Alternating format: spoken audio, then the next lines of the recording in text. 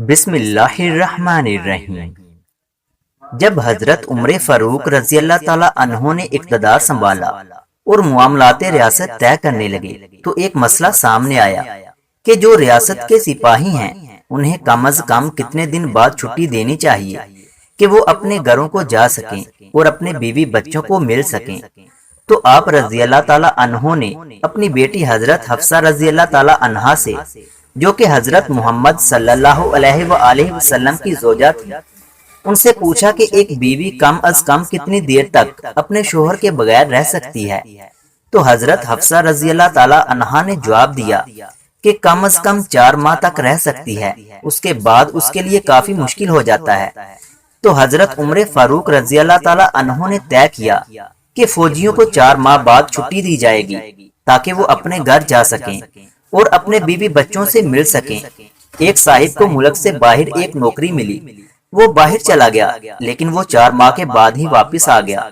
لوگوں نے اس سے وجہ دریافت کی تو کہنے لگا کہ مجھے لوگوں نے بتایا کہ حضور صلی اللہ علیہ وآلہ وسلم کی حدیث ہے کہ اگر ایک مرد 4 ماہ تک اپنی بیوی سے دور رہے تو نکاح ختم ہو جاتا ہے، اسی وجہ سے میں واپس آیا ہوں کہ میرا نکاح ختم نہ ہو جائے۔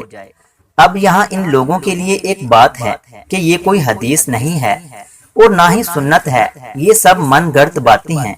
یہ صرف ایک احتیاطی تدبیر ہے جو کہ حضرت عمر فاروق رضی اللہ تعالیٰ عنہ نے اقتدار سنبھالنے کے بعد ریاست کے سپاہیوں کے لیے مقرر کی تھی۔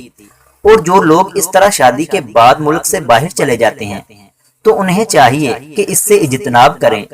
یہاں شادی کر کے اپنی بیوی بچوں اور گھر بار کو چھوڑ کر ملک سے باہر جانے سے بہتر ہے کہ وہ وہیں شادی کر لیں۔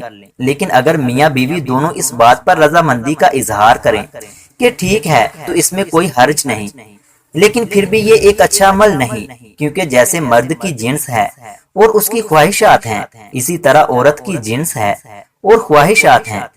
اس سے خدشہ ہے کہ وہ آپ کی غیر موجودگی میں کوئی غلط کام نہ کر لے، کیونکہ شریعت نے دونوں کی خواہشات کو مد نظر رکھتے ہوئے سب باتیں کہی ہیں، تو اس لیے بہتر ہے کہ ایسے کام سے اجتناب کیا جائے۔